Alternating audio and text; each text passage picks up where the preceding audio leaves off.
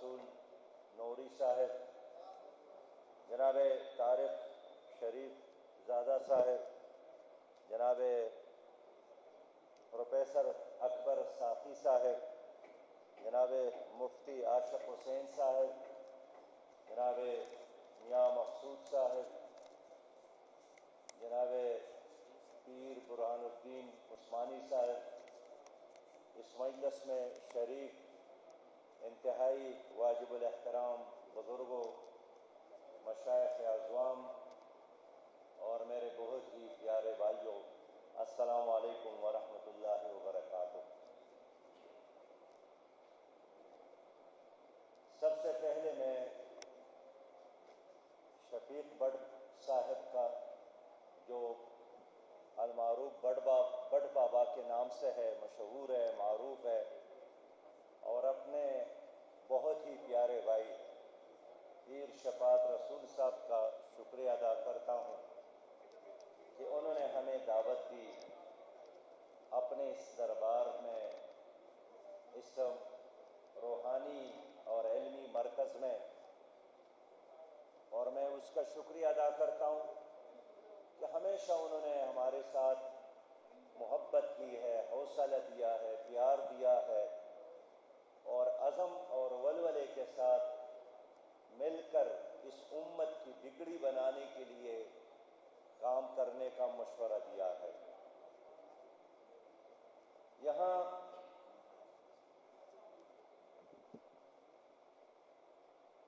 آج ہم جس حالت میں کھڑے ہیں، سچی بات یہ ہے کہ یہ لمحہ پاکستان کے لیے بہت ہی آزمائش کا لمحہ ہے۔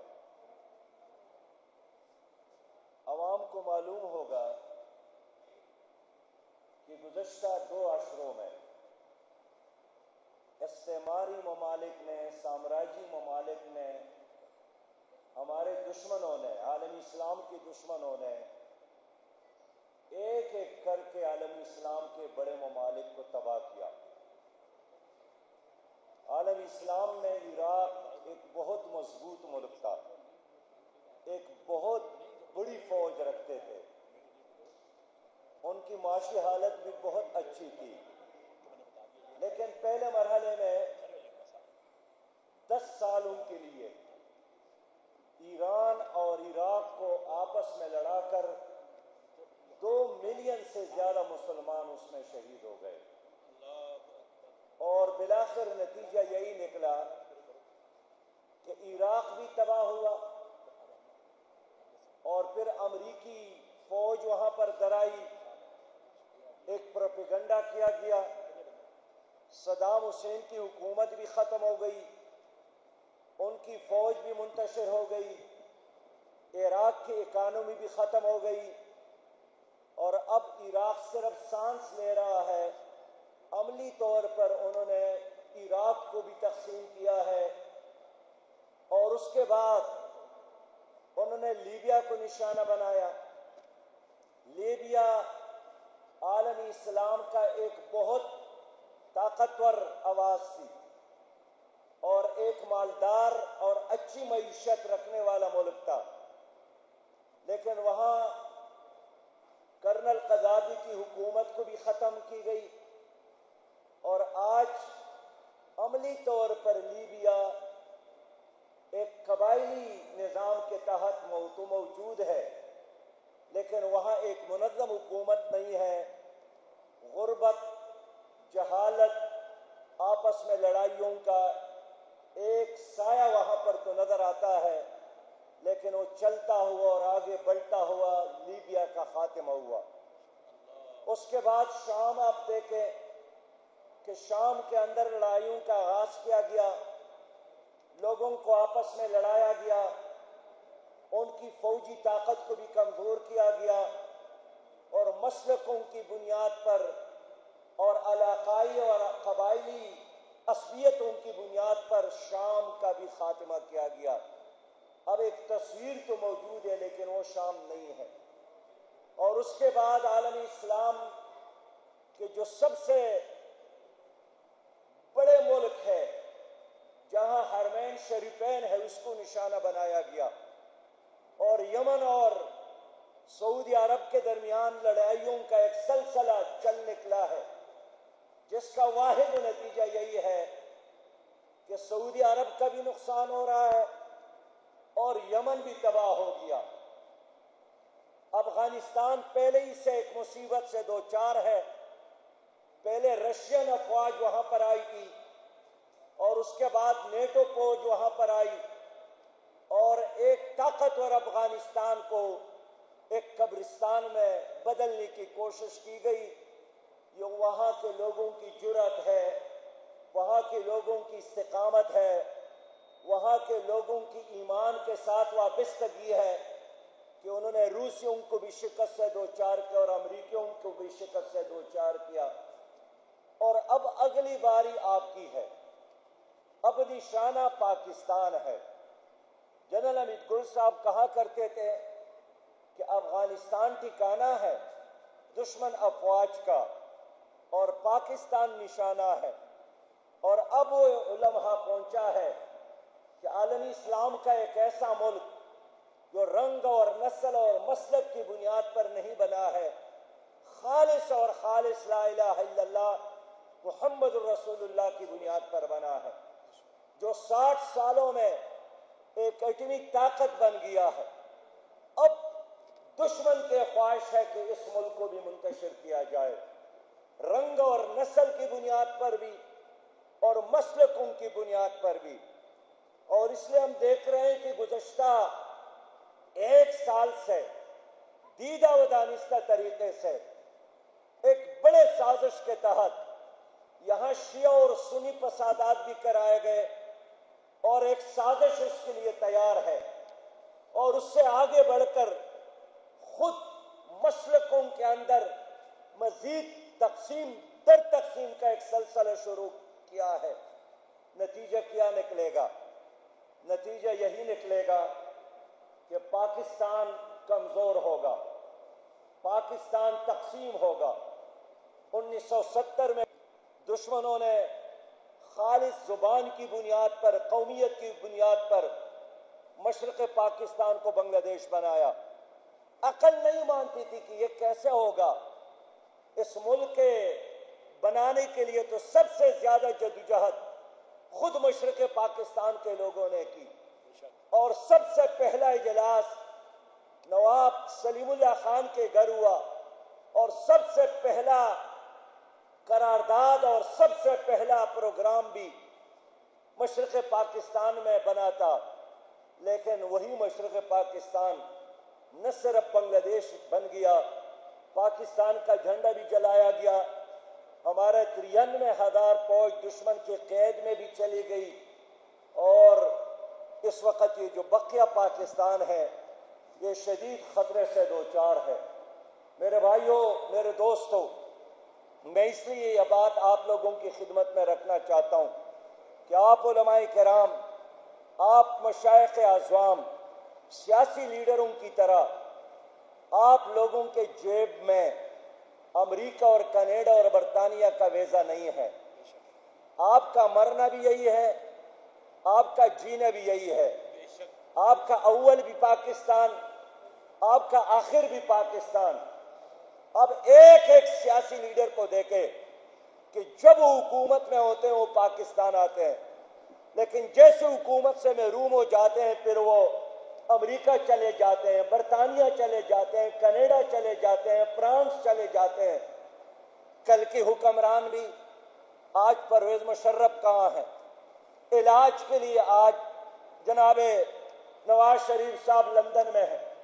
ساری سیاسی قیادت اور اس طرح آج جو حکمران ہے، میری یہ بات لکھ کر ساتھ رکھے کہ جیسے یہ لوگ اقتدار سے محروم ہوں گے، یہ لوگ سیدھا لندن اور برطانیہ اور امریکہ اور فرانس اور کینیڈا جائیں گے، اور پھر وہاں سے آپ کے ملک کی حفاظت کی جنگ لڑنے کا اعلان کریں گے کہ ہم عوام کی حقوق کے لیے برطانیہ آئے ہیں۔ میرے دوستو، اس لیے ظالم جاگیرداروں کا جو ٹولہ، کرب سرمایہ داروں کا ٹولہ جو اس وقت مسلط ہے، آج اس کے نام پی ٹی آئی، کل اسی ٹولی کا نام مسلم لیگ اور پیپل پارٹی اور پرویز مشرف ہے۔ ان کے درمیان لڑائی صرف ایک مقصد کے لیے ہے، اور وہ اقتدار۔ اسلامی نظام مصطفیٰ، امت کی وحدت، تحفظ ناموس رسالت، تحفظ شان صحابہ، تحفظ حقوق اہل بیت، یہ ان کا ایجنڈا نہیں ہے۔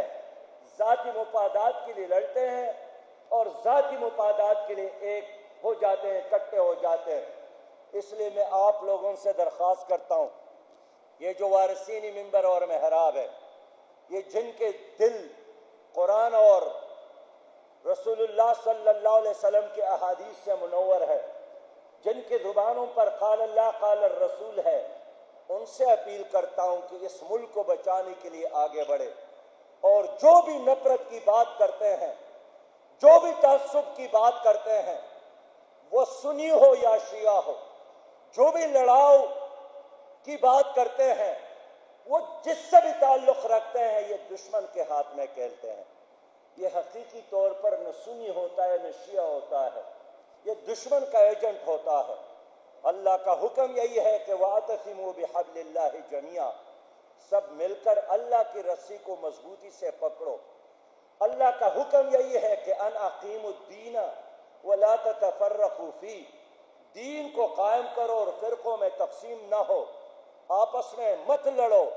لیکن ہم آپس میں بٹ گئے ہیں، اس لیے رسول اللہ صلی اللہ علیہ وسلم کی امت ہے، اس کو ایک کرنے کی ضرورت ہے۔ اللہ تعالیٰ نے آپ کو دنیا کی امامت کے لیے اٹھایا ہے، اللہ تعالیٰ نے آپ کو دنیا کی قیادت کے لیے اٹھایا ہے۔ آپ اس لیے نہیں آئے ہیں کہ یہ کرپٹ لوگ تمہارے اوپر حکمران ہو اور آپ صرف برداشت کرتے رہے یا تماشا کرتے رہے۔ اس لیے میں آج کے اس کانفرنس کے ذریعے پوری امت کو یہ پیغام دینا چاہتا ہوں کہ دشمن تو چاہتا ہے کہ ہمارے مساجد تقسیم ہو، دشمن چاہتے ہیں کہ ہمارے قبرستان بھی تقسیم ہو، اور آگے جا کر دشمن چاہتے ہیں کہ ہمارے مسلک کی بنیاد پر بازار تقسیم ہو، ہمارے ہاسپٹل بھی تقسیم ہو، ہمارے تعلیمی ادارے بھی تقسیم ہو، ہمارے مدارس بھی تقسیم ہو، اور اگر دشمن کا بس چلے تو ہماری فوج بھی تقسیم ہو، ہماری پولیس بھی تقسیم ہو۔ کیا آپ لوگ یہ گوارا کر سکتے ہیں؟ کیا آپ لوگ یہ برداشت کر سکتے ہیں؟ کیا یہ پاکستان کے لیے ممکن ہے کہ ہم اس طرف جائیں؟ اس لیے اتحاد کے علاوہ اور مل کر چلنے کے علاوہ تمہارے ساتھ کوئی اور آپشن نہیں ہے۔ میرے دوستوں اور میرے بھائیوں، ہے وہ جانے اور ان کا مسئلہ جانے۔ ہمارا مسئلہ جو ہے ایک اسلام ہے اور دوسرا پاکستان ہے۔ ہم آپس میں ملتے ہیں اسی دو نقطوں کی بنیاد پر۔ باقی فروعی مسائل کب اس امت میں نہیں رہے، جزوی مسائل کب اس امت میں نہیں رہے۔ کیا امام ابو حنیفہ رحمت اللہ علیہ کے مجالس میں بحث اور مذاکرے اور مناظرے نہیں تھے؟ کیا امام مالک رحمت اللہ علیہ کے درس میں آپس میں مذاکرے نہیں ہوتے تھے؟ نبی مہربان صلی اللہ علیہ وسلم نے علماء کی اس مثبت اختلاف کو رحمت قرار دیا ہے۔ ایسا ہے کہ نہیں ہے؟ یہ تو رحمت ہے، آپس میں بحث کرنا، حقائق تک پہنچنا، گہرائی میں جا کر مسائل کا جائزہ لینا، لیکن ایک دوسرے کے گریبان میں ہاتھ ڈالنا، یہ اللہ والوں کا کام نہیں ہے۔ مجھے احساس ہے کہ جو درباروں کے وارثین ہیں، انہوں نے ہمیشہ امت کی وحدت کی بات کی ہے، انہوں نے ہمیشہ اتفاق کی بات کی ہے، انہوں نے ہمیشہ محبت کی بات کی ہے، لیکن اس وقت جس طرح محبت اور اتحاد کی ضرورت ہے، شاید ماضی میں اس کی ضرورت نہیں ہے۔ لہذا ہمارے بزرگوں نے بھی بڑی قربانیاں دی ہے، وہ جناب عبدالستار خان نیازی صاحب ہو، جناب سید ابو العلا مودودی رحمت اللہ علیہ ہو، جناب شاہ احمد نورانی رحمت اللہ علیہ ہو، یہ سارے ہمارے بزرگ ہیں۔ ایک جیل میں تھے سید مودودی رحمت اللہ علیہ اور جناب عبدالستار خان نیازی صاحب، دونوں کا ایک ہی کیس تھا، ایک ہی طرح کے دفعات تھے کہ انہوں نے قادیانیوں کے خلاف فتویٰ دیا ہے، اس کو امت کا حصہ نہیں سمجھ رہے ہیں، ان کے خلاف انہوں نے تحریک شروع کی ہے، اور اس وقت کی فوجی عدالت نے سید مودودی رحمت اللہ علیہ اور جناب عبدالستار خان نیازی صاحب رحمت اللہ علیہ دونوں کو سزا سنائی تھی، اور دونوں کے لیے پھر 14 سال جیل بمشقت انہوں نے سزا سنائی۔ سید ابو العلا مودودی رحمت اللہ علیہ نے تفہیم القرآن جو تفسیر ہے وہ جیل میں مکمل کی۔ میرے پیارے بھائیوں، اس لیے میں آپ سے عرض کرنا چاہتا ہوں کہ یہ جو شفیق بٹ صاحب نے ہمارے مجاہد ملت ہے، ہمارے بزرگ ہے، ہمارے لیڈر ہے، انہوں نے اتحاد امت کا جو بیڑا اٹھایا ہے، میں ان کے ساتھ ہوں، میں اس پر ان کو مبارکباد پیش کرتا ہوں۔ وہ جو بھی قدم اٹھائیں گے اتحاد کے لیے، آپس میں ملنے کے لیے، ہم انشاءاللہ اس قدم سے قدم ملا کر چلیں گے۔ جناب شفاعت رسول صاحب جو ہمارے نوجوان رہنما ہیں، جن سے میری بڑی توقعات ہے، گزشتہ دنوں منصورہ تشریف لائے تھے، جس جرأت کے ساتھ، بہادری کے ساتھ، عزم کے ساتھ اس نے وہاں اعلان کیا کہ اس ملک میں سود کے خاتمے کے لیے اور نظام مصطفیٰ کے لیے جب آپ لوگوں کا پسینہ بہے گا تو میرا وہاں خون بہے گا۔ اس سے بڑی بات کیا ہو سکتی ہے؟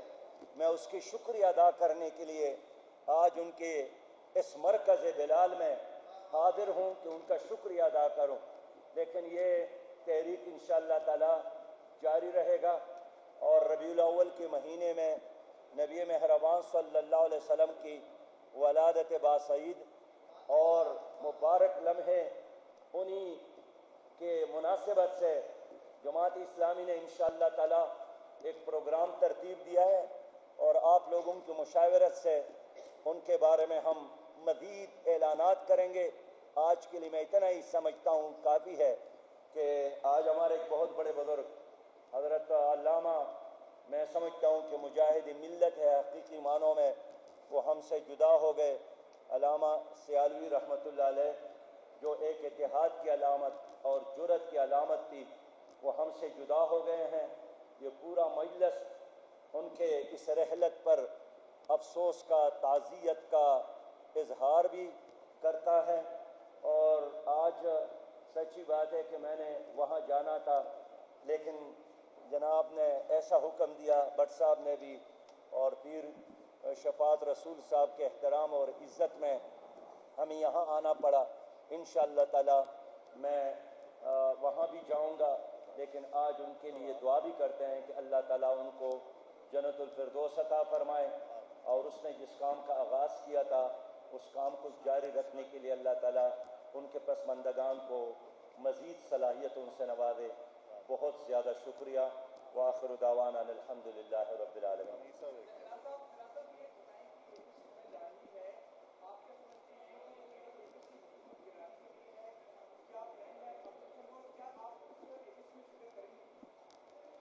بسم اللہ الرحمن الرحیم۔ دیکھیے، جو آل پارٹی کانفرنس ہو رہی ہے، اب تک اس کا ایجنڈا تو سامنے نہیں آیا ہے، اور ہمارے ملک پر جو قیامت گزر گئی،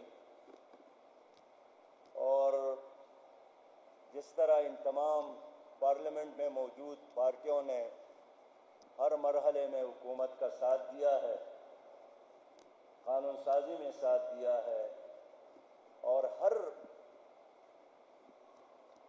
اس لمحے میں جب حکومت چاہتی ہیں تو یہ لوگ ساتھ دیتے رہے۔ میں خود حیران ہوں کہ ان کو ساتھ دینے کے لیے ان پر کیا دباؤ تھا، وہ بتاتے بھی نہیں ہیں۔ لیکن اگر آل پارٹی کانفرنس ہو رہی ہے، یہ ان کا حق ہے، اپوزیشن کا مل کر بیٹھنا، ملکی سیاسی مسائل پر بحث کرنا، ملک کو دلدل اور مشکلات سے نکالنا، خاص کر جو غریب آدمی، پاکستان کا مزدور، کاشتکار، پاکستان کا تاجر، خاص کر پاکستان کا طالب علم اور نوجوان جس عذاب سے اس وقت دوچار ہے، عام پاکستانی بھی نان شبینہ کا محتاج ہو گیا ہے، مہنگائی، بے روزگاری میں بے انتہا اضافہ ہوا ہے، نوجوانوں کے ساتھ جو وعدے کیے گئے وہ پورے نہیں ہوئے، یہ حکومت کی ناکامی ہے۔ لیکن میں بڑے آسان الفاظ میں کہنا چاہتا ہوں کہ موجودہ پی ٹی آئی کی حکومت بھی پیپل پارٹی، پرویز مشرف اور مسلم لیگ کی حکومت کا ایک وارث حکومت ہے۔ ان کی پالیسیوں کو انہوں نے تسلسل دیا ہے، کوئی تبدیلی نہیں آئی، اور تبدیلی کے نام پر جو وعدے کیے گئے کوئی وعدہ انہوں نے پورا نہیں کیا۔ جب قوم چاہتی ہے کہ تبدیلی ہو تو یہ کسی آئی جی پی کو تبدیل کرتی ہے، جب قوم پھر کہتے ہیں کہ تبدیلی ہو تو یہ کسی چیف سیکرٹری کو تبدیل کرتی ہے۔ امن و امان بالکل تباہ ہو گیا ہے، راستے محفوظ نہیں، اور موٹر وے کے واقعے کے بعد حکومت نے جس غیر سنجیدگی کا ثبوت دیا ہے، میں سمجھتا ہوں کہ اس کا تاریخ میں بھی کوئی مثال نہیں ملتا۔ لیکن اس کے بعد بھی اس طرح واقعات جاری ہے، جس پر ہم افسوس کا اظہار بھی کرتے ہیں۔ میں نے قومی اسمبلی میں نے سینٹ میں بل پیش کیا ہے کہ جو لوگ اسی طرح جرائم میں ملوث ہو، بچوں کی اغوا اور ان کی قتل، ان کے لیے سزا پھانسی ہونی چاہیے، اور پھانسی سے کم کوئی سزا دینا یہ مجرموں کی حوصلہ افزائی کرنی ہے۔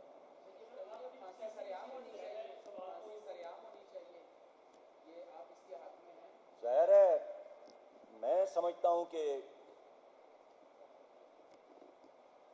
اگر سزا سرعام ہو اس کے اثرات زیادہ پڑیں گے۔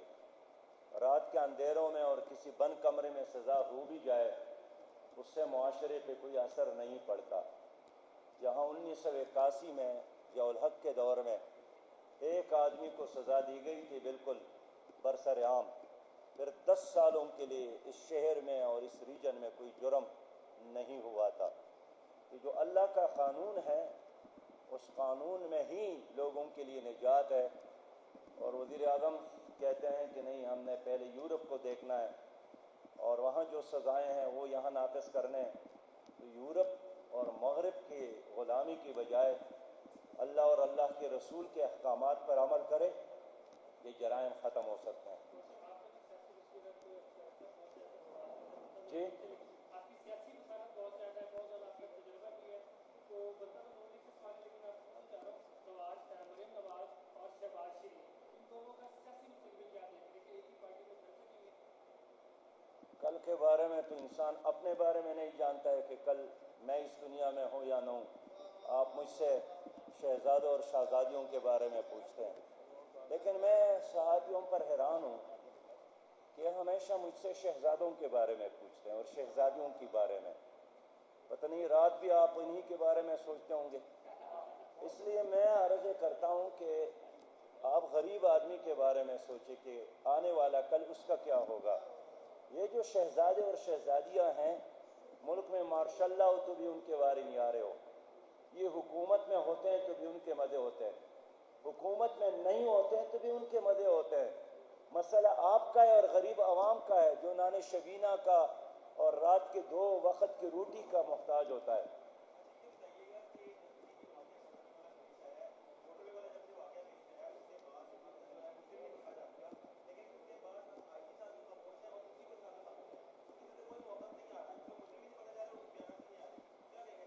دیکھیے، اب تک جو پنجاب حکومت نے مجرم کو نہیں پکڑا ہے یہ پنجاب حکومت کی ناکامی ہے، اور لوگ لاہور کے پولیس افسر عمر شیخ سے استعفیٰ کا مطالبہ کرتے تھے، جس نے 3 بار معافی مانگی۔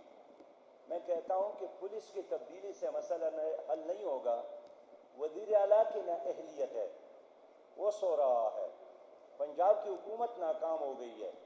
موٹر وے کا واقعہ پہلا واقعہ نہیں ہے، 2422 بچے اور بچیاں گزشتہ 6 مہینوں میں یا اغوا ہو گئے ہیں، ان پر جنسی حملے ہو گئے ہیں یا مارے گئے ہیں۔ کون ذمہ دار ہے؟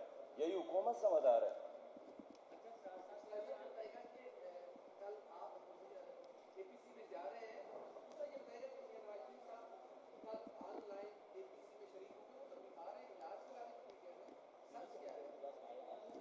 لیکن نواز شریف صاحب بیمار ہیں نا جی، اس لیے تو نہیں آ سکتے ہیں، اور ٹیلی فون کے ذریعے آپ فون پہ بات تو آدمی لیٹ کر بھی کر سکتا ہے۔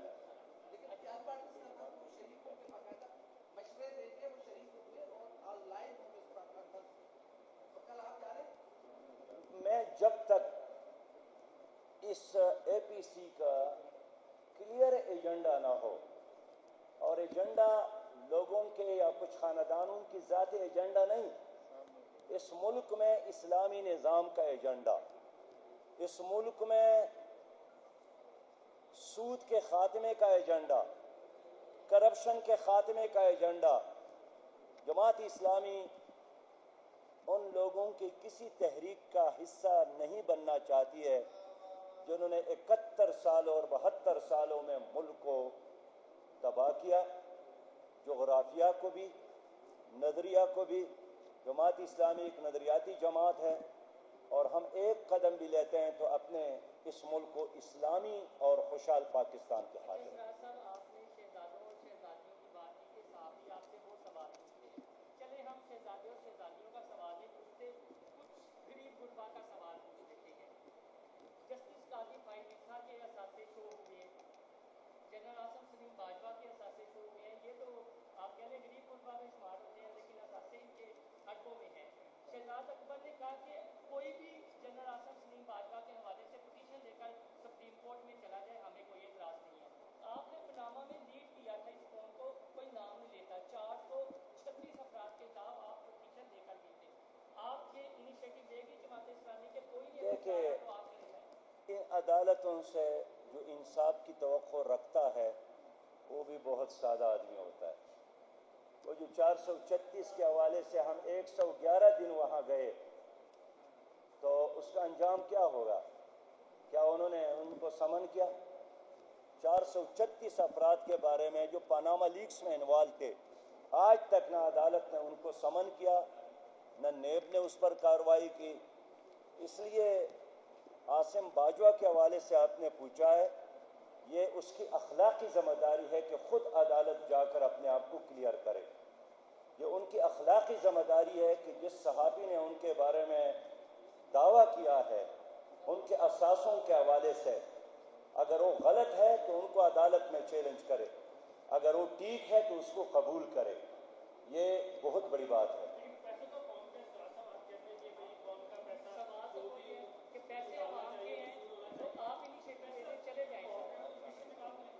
میں تو پہلے بھی کیا تھا نا جی، 436 کے حوالے سے، تو یہ 435 ہو جائے گا جی۔ اب میں امیر ملت اسلامیہ قائد جماعت اسلامی سے بسد ادب درخواست کرتا ہوں وہ تحریک امت اتحاد امت رسول کے اراکین سے حلف وفاداری کے۔ یہ صاحب آ جاؤ، جتنے لوگوں نے حلف اٹھانا ہے تو صرف ہے ایک فائل میں نہیں دے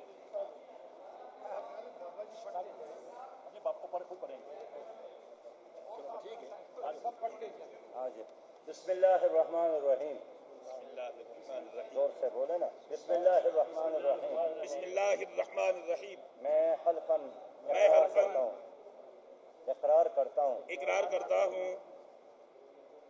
کہ میں اللہ تبارک و تعالیٰ اور نبی کریم صلی اللہ علیہ وسلم پر ایمان رکھتا ہوں، اللہ تبارک و تعالیٰ اور نبی کریم علیہ السلام کے خاتم النبیین پر ایمان رکھتا ہوں، اور ان کو آخری نبی مانتا ہوں۔ میں تحریک اتحاد امت پاکستان نیازی کے دستور اور منشور پر عمل کروں گا۔ میں تحریک اتحاد امت پاکستان نیازی کے دستور اور منشور پر عمل کروں گا۔ اپنی قیادت کے حکم کا پابند رہوں گا۔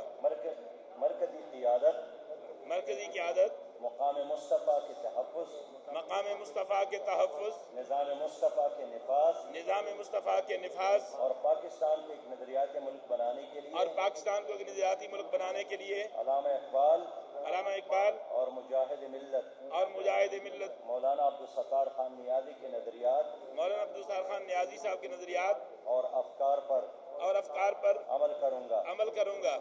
पाकिस्तान को एक नज़रियाती मुल्क बनाने के लिए पाकिस्तान को एक नज़रियाती मुल्क बनाने के लिए जद्दोजहद करूँगा। जिद्दोजहद करूँगा जी। पाकिस्तान के अंदर जो भी कुव्वतें निज़ाम मुस्तफ़ा के निफाज निज़ाम मुस्तफ़ा के निफाज और मकाम मुस्तफ़ा के तहफ़्फ़ुज़ और मकाम मुस्तफ़ा के तहफ़्फ़ुज़ अहले बैत और सहाबा इकराम अजमाइन के एहतराम और इज्जत करने का पाबंद रहूँगा।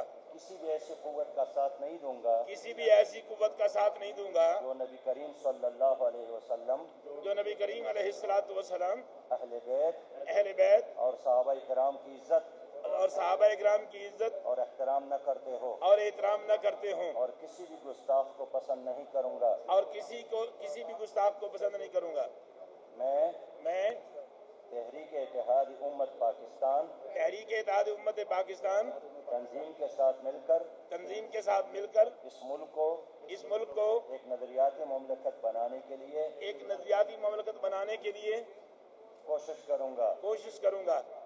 पाकिस्तान के दिफा और सालमियत के लिए मैं साथ दूंगा और ताउन करूँगा और किसी भी शरपसंदों को तबाह करने के लिए इन इदारों का साथ दूंगा। अल्लाह ताला मेरा हामी व नासिर हो। पाकिस्तान जिंदाबाद। अमीर जमात इस्लामी जिंदाबाद। जज़ाकल्लाह। मुबारक हो जी, मुबारक हो।